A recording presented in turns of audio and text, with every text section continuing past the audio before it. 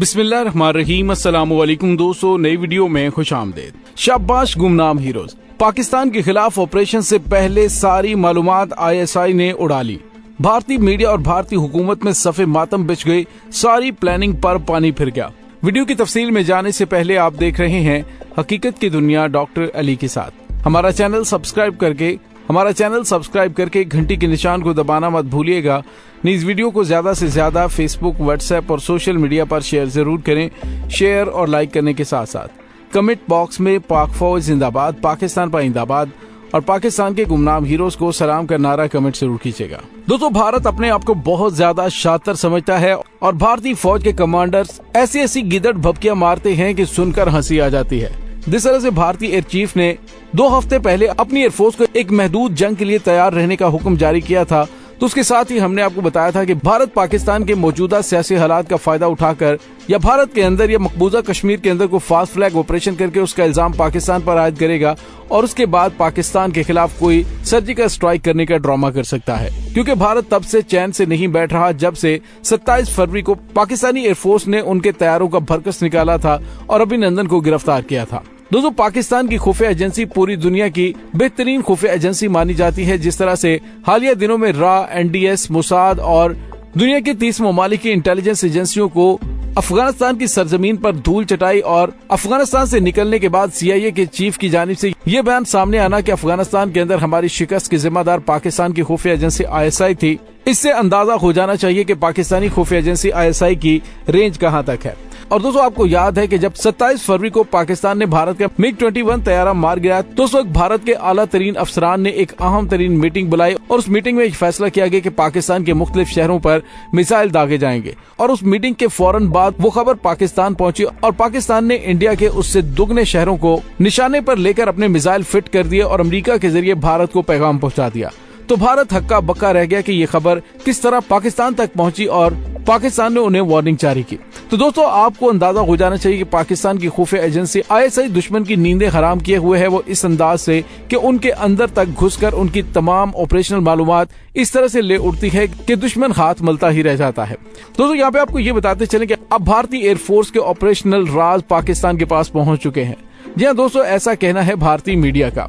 और खबर यह है कि भारतीय एयरफोर्स का एक ऑफिसर जिसका नाम देवेंद्र शर्मा है, वो पाकिस्तान की खुफिया एजेंसी ISI के हनी ट्रैप का शिकार हो गया और शिकार होकर उसने अपनी एयरफोर्स के तमाम मंसूबे पाकिस्तानी खुफिया एजेंसी ISI के हवाले कर दिए, जिसमें रडार स्टेशन, उनके जर्नैलों के फैसले और हालिया दिनों में होने वाली अहम तरीन मूवमेंट के हवाले से भी उसने तमाम मालूमात शेयर कर दी। इंडियन एयरफोर्स में काम करने वाले इस देवेंद्र शर्मा को गिरफ्तार कर लिया गया है और उसने इकबाल जुर्म भी कर लिया है। दोस्तों, देवेंद्र शर्मा के बारे में आपको ये बताते चलें कि उसकी उम्र 32 साल है और फेसबुक के जरिए वो हनी ट्रैप का शिकार हुआ। ये भारतीय फौज के रिकॉर्ड ऑफिस में काम कर रहा था और वहाँ से इसने तमाम इन्फॉर्मेशन पाकिस्तान के हवाले कर दी। दोस्तों, यूँ भारत जो कि पाकिस्तान के खिलाफ कार्रवाई करने के लिए अभी पर तोड़ ही रहा था कि उसकी तमाम ऑपरेशनल मालूमात न सिर्फ पाकिस्तान तक पहुंच गई, बल्कि पाकिस्तान ने उसका ऐसे शाफी जवाब दिया कि पाकिस्तान के army chief general Qamar Javed Bajwa अहम तरीन मुकामात का दौरा भी कर चुके हैं और इसके साथ ही आज खारिया का भी उन्होंने दौरा किया और उन्होंने दुश्मन को पैगाम भी दिया कि पाकिस्तान के सियासी हालात अपनी जगह, लेकिन पाकिस्तान अपने दिफा से बिल्कुल भी गाफिल नहीं है। दुश्मन किसी भूल में मत रहे। पाकिस्तान की बर्री, बहरी और फिजाई सरहदों के मुहाफिज हर वक्त तैयार और दुश्मन को मुंह तोड़ जवाब देना जानते हैं। दोस्तों, यहाँ पे आपको ये भी बताते चलें कि ये हनी ट्रैप होता क्या है। जंग में फतह हासिल करने के लिए अक्सर हुकूमतें और खुफिया एजेंसियां इसका इस्तेमाल करती हैं। इस मकसद के लिए दुश्मन मुल्क के अहम कारिंदों से दिफाई राज उगलवाने के लिए खवातीन का इस्तेमाल किया जाता है। इसे अंग्रेजी में हनी ट्रैप कहते हैं, जिसका मतलब यह है कि किसी मर्द को अपनी खूबसूरती के जाल में फंसाकर उससे अपनी मर्जी के काम निकलवाना। दोस्तों, ऐसा कम ही होता है कि कोई इतने मजबूत आसाब का मालिक हो जो हुस्न के दाम में ना फंसे या अपने फराइज की अदायगी में इतना जिम्मेदार हो कि उससे किसी तरह की लग्जिश ना हो, या इतना नेक हो कि हर तरह की तरगीबात से खुद को महफूज रख सके।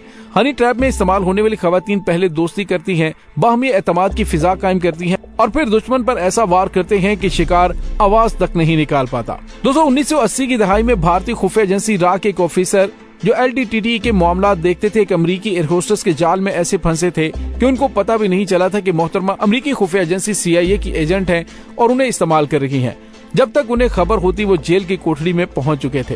दोस्तों 2004 में एक अमेरिकी खातून 2 भारतीय ऑफिसर पाल और दास गुप्ता से मिली। उनसे मोहब्बत बढ़ाई, फिर इन अफसरान के लैपटॉप ऐसे गायब हुए कि आज तक वो नहीं मिले, जबकि कानूनन हसास इत्तलात ऑफिस से बाहर ले जाने की इजाजत नहीं होती। बहरहाल दोनों हजरात अब जेल की हवा खा रहे हैं। दोस्तों, ऐसे वाकयात की कमी नहीं है। इसराइल का एक न्यूक्लियर साइंसदान लंदन के एक अखबार के ऑफिस पहुंचा और अपने मुल्क के दिफाई प्रोग्राम को फरोख्त करने की कोशिश की। अखबार वाले उसकी बात समझ नहीं पाए, लेकिन उस वक्त तक मुसाद को अपने साइंसदान की मजमूम हरकत की खबर लग चुकी थी। लंदन में अपने ऑफिसर की गिरफ्तारी मुसाद के लिए परेशानी का बायस थी, इसलिए एक खातून एजेंट को लंदन रवाना किया गया, जिसने उस साइंसदान पर डोरे डाले और उसे रूम में छुट्टियां मनाने पर आमादा किया और मौसूफ यूं ही रूम में जमीन पर उतरे उन्हें गिरफ्तार कर लिया गया। दोस्तों, जंगों के दौरान ऐसे वाकयात अक्सर देखने में मिलते हैं। मसलन दूसरी जंग अजीम के बाद जब मशरकी जर्मनी की सीक्रेट सर्विस को मगरबी जर्मनी की अहम सरकारी मालूमात की जरूरत महसूस हुई, तो उन्होंने अपनी हिकमत अमली तरतीब देते हुए महसूस किया कि जंग के बाद मगरबी जर्मनी की तनहा औरतें कसीर तादाद में काम करने लगी हैं। मशरकी जर्मनी के अफसरों ने एक रोमियो नेटवर्क कायम किया, जिसके तहत खूबरू नौजवान मगरबी जर्मनी के अहम सरकारी इदारों के बाहर घूमते फिरते उन इदारों में काम करने वाली औरतों से दोस्ती गांठते और फिर उनसे सरकारी राज हासिल करके अपने मुल्क पहुंचा देते। दोस्तों, आज भी ये हनी ट्रैप अपने उरूज को पहुंच चुका है और पाकिस्तान की खुफिया एजेंसी ISI और भारतीय मीडिया की जानिब से दावा किया जा रहा है कि पाकिस्तान की खुफिया एजेंसी ISI ने भारत के इंतहाई अहम ऑपरेशनल राजों को रविंदर शर्मा के जरिए चुरा लिया है। दोस्तों, ये तो रविंदर शर्मा का मामला है। पाकिस्तान के गुमनाम हीरोज की पहुंच वहां तक है जहां तक आपकी सोच भी नहीं। दोस्तों, यहाँ पे आपको ये भी बताते चलें कि कुछ अर्सा पहले इंटेलिजेंस पुलिस के additional director general Amish Mishra ने इंकशाफ किया था कि कुछ अर्सा पहले भारतीय फौज का एक जवान हनी ट्रैप में फंसकर अहम तरीन राज पाकिस्तान के हवाले कर चुका है। भारतीय खुफिया एजेंसी में तब खलबली मच गई थी। भारतीय टीवी ने अपनी रिपोर्ट में बताया था कि राजस्थान से भारत की इंटेलिजेंस ने इंडियन आर्म फोर्सेस के सिविलियन ऑफिस में तैनात ड्राइवर को गिरफ्तार किया। सोशल मीडिया पर हनी ट्रैप का शिकार होकर राम निवास गोरा नामी ड्राइवर ने भारतीय फौज से मुतल्लिक तमाम मालूमात पाकिस्तान के हवाले कर दी। वो भी ऐसे की कि पाकिस्तानी खुफिया एजेंसी के फर्जी नाम से चलने वाले सोशल मीडिया अकाउंट पर राबिता रखा और भारत की इंतहाई अहम मालूमात उन्हें फराहम कर दी। दोस्तों, ये मालूमात क्या है, इसके बारे में ना भारत ने बताया है और न ही गुमनाम हीरोज की जानिब से बताया जाएगा। लेकिन दोस्तों, ये हकीकत है कि भारत की जहाँ पे सोच खत्म होती है, वहाँ से हमारे गुमनाम हीरोज की सोच शुरू होती है। इस हवाले से पाकिस्तान की जानिब से न कोई बयान आया है और न ही कोई रद्द अमल दिया गया है। लेकिन दोस्तों, इस तरह के हनी ट्रैप्स और इस तरह की मालूमात को हासिल करना पाकिस्तान की खुफिया एजेंसी ISI के बाएं हाथ का काम है। दोस्तों, इस तमाम सूरत हाल के बारे में आपका क्या कहना है, कमेंट सेक्शन में अपने ख्यालात का इजहार जरूर कीजिएगा।